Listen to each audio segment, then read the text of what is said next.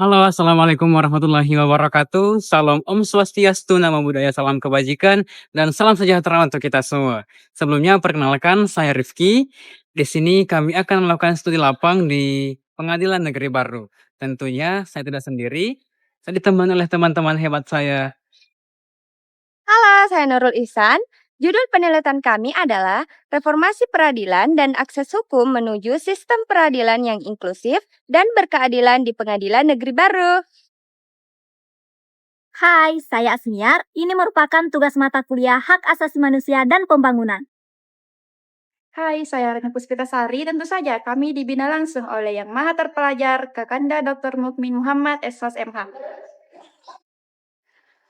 Halo guys, nama saya Aliar Cipratiwi. Stay tune guys.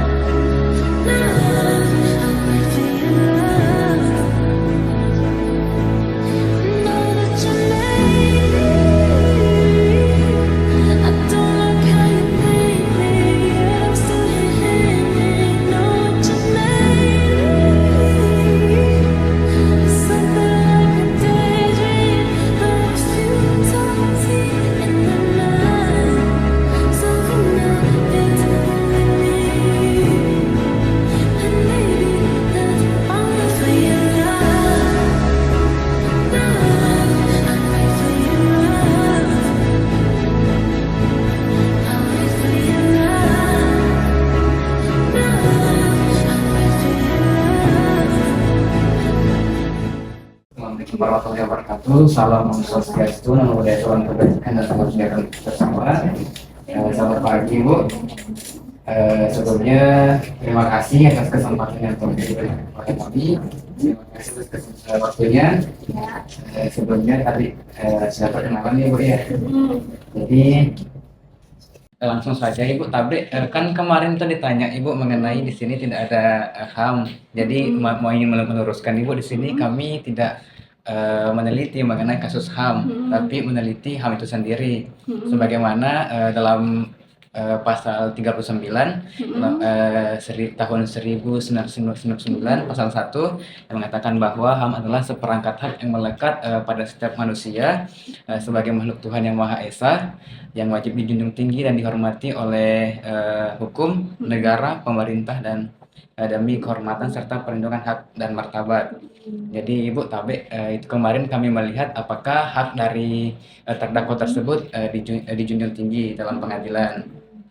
Ya, jadi memang kalau misalnya bahas HAM di pengadilan itu emang jadinya beda nih pemahamannya sama hak asasi manusia yang secara sosialnya gitu ya, karena kalau di pengadilan tuh pasti ujung-ujungnya ya bagaimana persidangan hak HAM itu sendiri gitu kan. Siapa? Sedangkan yang disidangkan di pengadilan HAM itu biasanya perkara-perkara HAM yang berat gitu. Iya, betul. Kayak apa ya, kayak misalnya ada perbudakan, genocide yang kayak gitu. Iya. Makanya kemarin kita juga sempat nanya loh, kalau di sini emang nggak ada HAM, karena HAM itu kan cuma di beberapa pengadilan aja di Indonesia ya kan, kayak di Makassar, di Surabaya, terus mana lagi tuh, cuma ada 4 di Indonesia gitu. Jadi kalau di Baru, sedangkan Baru ini kan kayak distriknya gitu kan, jadi nggak mencakup tentang HAM itu. Siap. Bahkan sebenarnya ini sekilas info aja ya. Jadi sebenarnya kalau pengadilan HAM itu dia cuman ada di 4 kota. Dan itu kalau misalnya mau ada pengadilan HAM harus atas rekomendasi Komnas HAM dulu gitu kan. Kemudian nanti presiden yang nentukan mau sidang di mana gitu. Entah di Surabaya, entah di Jakpus, entah di Makassar atau di Medan gitu. Jadi nggak bisa sembarangan di PN, apalagi yang distrik kayak gini gitu kan, yang PN kecil gitu. Terus tadi ditanya soal apa, hak terdakwa. Iya, siapa? Hak terdakwa ya.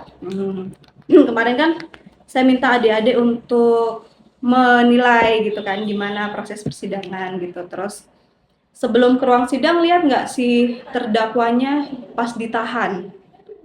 Lihat nggak? Yang Waktu sebelum masih turun. sebelum ke sidang. Nah, Siap Kak. lihat, Ada. lihat di dalam tahanan situ, lihat nggak?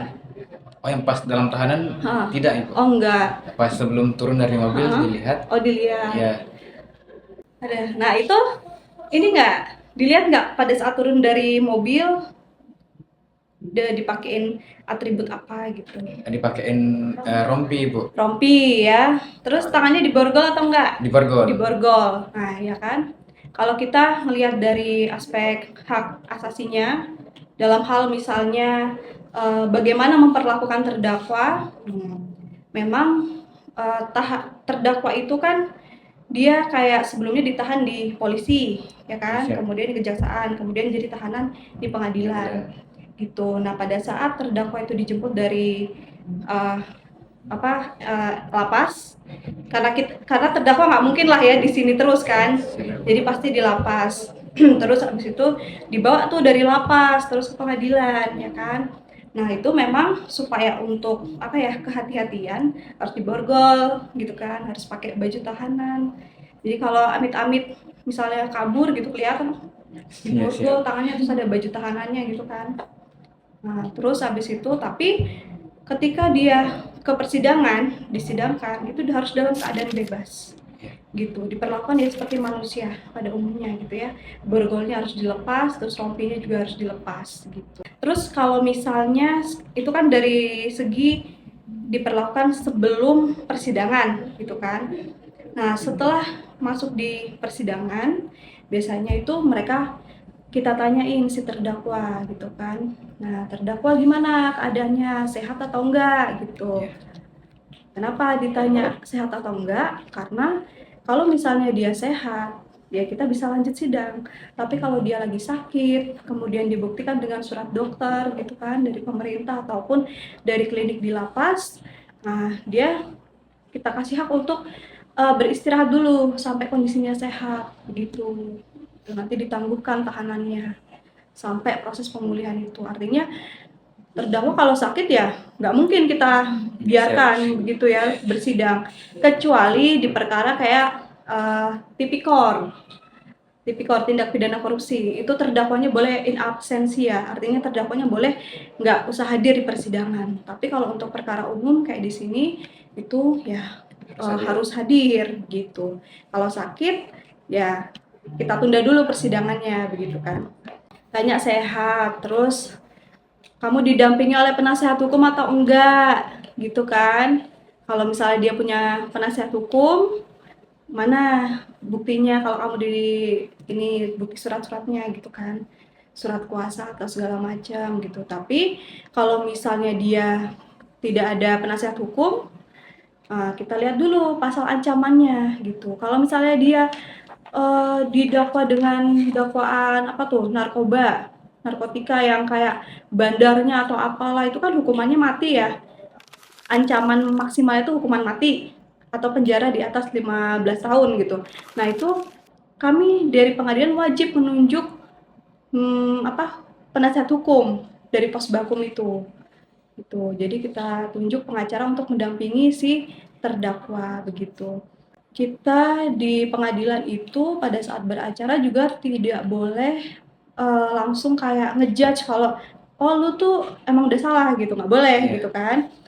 Ada namanya asas presumption of innocence. Jadi pokoknya kalau dia belum divonis hukuman penjara atau gimana, itu nggak boleh kita ngejudge gitu kan.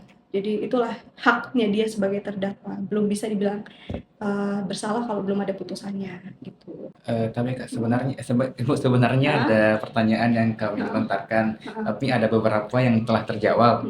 Jadi bisa Ibu langsung ke pertanyaan. Apa tuh? Jadi kan Ibu dalam hukum ada yang disebut dengan equality before the law, semua kedudukannya sama di mata hukum. Jadi Ibu tahu bagaimana Kejaksaan Negeri Baru itu? Kejaksaan. Iya. Maksudnya pengadilan negeri baru menjamin akses yang adil dan setara bagi seluruh masyarakat. Equality before the law. Ini dalam hal si terdakwa atau masyarakat biasa gitu. Yang si terdakwa bukan misalnya ada terdakwanya yang ada yang kurang mampu, ada yang Ya. yang Oh, menengah jadi ke atas.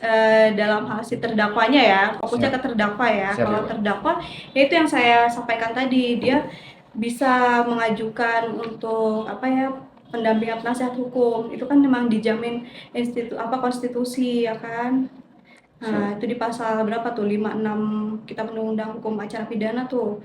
Nah, disebutkan bahwa si terdakwa itu berhak untuk mendapatkan bantuan hukum. Nah, tapi kalau misalnya terdakwanya itu miskin gitu kan, nah dia bisa pakai pos bakum itu. Iya. Nah, dalam hal misalnya terdakwanya itu disabilitas, kan ada aja kan? Siap. Nah, itu misalnya disabilitasnya apa dulu nih? Misalnya terdakwanya itu nggak bisa jalan. Nah, kita sediakan, mungkin adik-adik lihat di depan kan, Iya. ada kursi roda, ada tongkat gitu kan. Nah, itu bisa. Terus kalau misalnya terdakwanya tidak bisa bicara gitu kan, bisu. Nah, kita tuh ada kerjasama sama SLB. Jadi nanti mereka yang menjelaskan pakai bahasa isyarat gitu. Jadi ada penerjemah. Atau terdakwanya dia dari luar negeri tuh, nggak bisa bahasa Inggris kan kita kan. Nah, nanti kita hadirkan translator gitu untuk mengartikan gitu. Atau dia nggak bisa bahasa Indonesia, bisanya bahasa Bugis. Nah, kita translatekan juga sama translator yang disumpah gitu. Bisa sebenarnya kalau di sini kan jarang ya. Biasanya kami pakai petugas dari sini yang memang bisa bahasa Bugis gitu kan. Yap. Tapi disumpah begitu. Jadi karena kebetulan Kak ya diburu sama waktu Kak. Jadi langsung saya ke pertanyaan terakhir Kak, karena sebetulnya pertanyaan selanjutnya itu sudah semua terjawab tadi. Jadi Kak, mengenai MOU Kak, Memorandum of Understanding atau nota kesepakatan atau kebijakan bersama yang mendukung integrasi HAM antar lembaga, apakah ada Kak? MOU Seperti tadi itu SLB tadi Kak. SLB itu kan sebenarnya internal ya. Internal. Jadi ya itu untuk mendukung persidangan. Kalau misalnya ada korbannya atau ada anak yang berhadapan dengan hukum kayak gitu, atau ya terdakwanya yang disabilitas, nah itu kita kerjasama sama SLB gitu. MOU-nya terkait apa tuh maksudnya? Mengenai mendukung integrasi HAM Kak. HAM ya. Kalau HAM biasanya itu justru di pusatnya, di Mahkamah Agungnya itu sendiri gitu. Jadi nanti Mahkamah Agung kerjasama sama Kejaksaan, sama Komnas HAM, sama apalagi itu polisi gitu kan.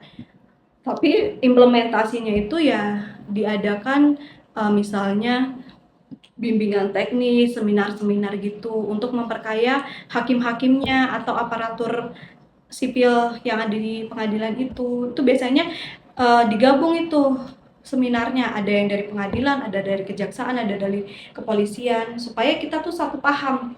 Oh iya Kak. Oh iya, terima kasih nih Kak, karena semuanya sudah terjawab pertanyaannya. Siap.